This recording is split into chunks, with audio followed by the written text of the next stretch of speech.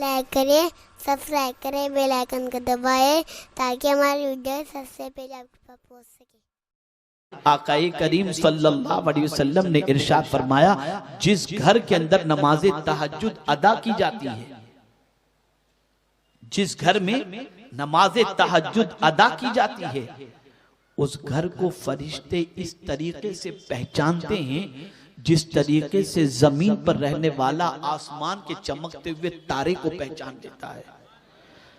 यानी जमीन पर इंसान रह रहा है, निगाह उठाकर आसमान के तारे को देखता है तो पहचान लेता है कि ये तारा है, इसलिए कि तारा चमकता है। तो इंसानों के घरों के अंदर भी जिस घर में तहज्जुद की नमाज अदा होती है वो घर चमकता है। इस चमक की वजह से फरिश्ते आसमान में उस घर को पहचान लेते हैं। आज मेकअप का दौर है और कॉस्मेटिक का दौर है। न जाने शादी के मौके पर हमारी बच्चियां कितने का मेकअप कराती हैं ब्यूटी पार्लर में जाकर, अल्लाह ही खैर फरमाए।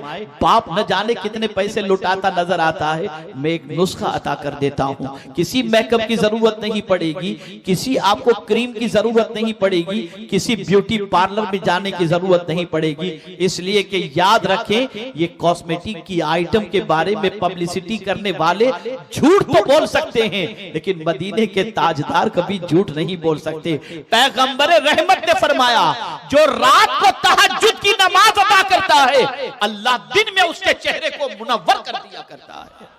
चेहरे को रोशन करना है, मुनव्वर करना है तो तहज्जुद की नमाज पढ़ो। पूरी पूरी रात व्हाट्सएप पर और फेसबुक पर चैटिंग में लगे हो और यूट्यूब पर गंदगी का ढेर अपनी आंखों से देखते हो, कहां से रोशनी आंखों के अंदर आएगी? चेहरे पर नूर कहां से आएगा? अगर नूर चाहते हो तो रहमत आलम के फरमान पर अमल करो, चेहरा मुनव्वर हो जाएगा। नमाज तहज्जुद रसूल आजम अदा करते। तहज्जुद की बड़ी बरकतें हैं, तहज्जुद की बड़ी फजीलतें हैं, लेकिन हुजूर सल्लल्लाहु अलैहि वसल्लम पर तहज्जुद फर्ज थी। आम मुसलमान पर 5 वक्त की नमाज, रसूल आजम पर 6 वक्त की नमाज, तहज्जुद भी मुस्तफा जाने रहमत पर कंपलसरी थी। सरकार फरमाते हैं, मुझे तहज्जुद से बड़ी मोहब्बत है, मैं चाहता हूं कि मेरी उम्मत भी इसे अदा करे। तमन्ना देखिए, लेकिन उम्मत पर ये गिरा न गुजरे, इसलिए मैंने तहज्जुद इस पर कंपलसरी नहीं किया। मेरी उम्मत तकलीफ में न पड़ जाए कि अगर मैं तहज्जुद को कंपलसरी कर दूं तो कहीं रात को उठना मेरी उम्मत के लिए दुश्वार हो और मेरी उम्मत दुश्वारी की वजह से तहज्जुद छोड़ दे।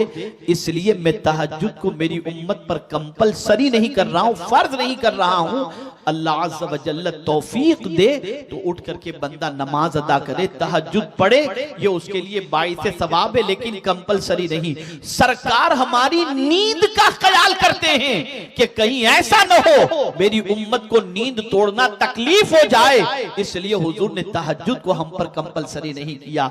मिसवाक को ले लीजिए, मेरे प्यारे आका सल्लल्लाहु अलैहि वसल्लम को मिसवाक से बड़ी मोहब्बत थी। रसूल आजम सल्लल्लाहु अलैहि वसल्लम फरमाते हैं, अगर कोई चाहता है कि उसका खातिमा ईमान पर हो तो मिसवाक का इस्तेमाल करे। मिसवाक की बुनियाद पर अल्लाह खातिमा ईमान पर फरमाएगा।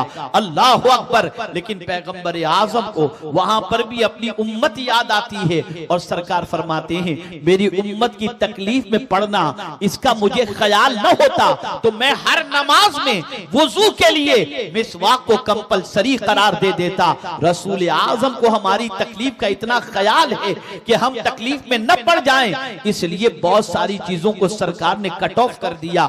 हज के हवाले से देखें, एक सहाबी ने अर्ज किया, या रसूल अल्लाह सल्लल्लाहु तआला अलैहि वसल्लम, क्या हर साल हज फर्ज है? सरकार खामोश रहे। फिर उन्होंने पूछा, क्या हर साल मुसलमान पर हज फर्ज है? सरकार खामोश रहे। फिर तीसरी मर्तबा जब उन्होंने पूछा तो रहमत आलम इरशाद फरमाते हैं सल्लल्लाहु अलैहि वसल्लम, अगर मैं हाँ कह दूं तो हर साल हज फर्ज हो जाएगा।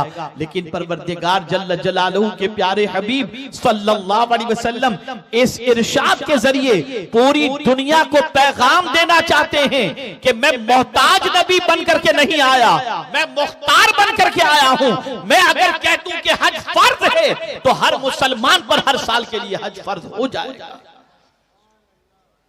लेकिन हमारा ख्याल, हमारी तकलीफों का ख्याल, हमारी परेशानियों का ख्याल। इसकी वजह से मिसवाक भी फर्ज नहीं, इसी वजह से तहज्जुद की नमाज भी फर्ज नहीं, और क्या क्या मैं आपको बताऊं। हमारे वीडियो को लाइक शेयर जरूर करिए।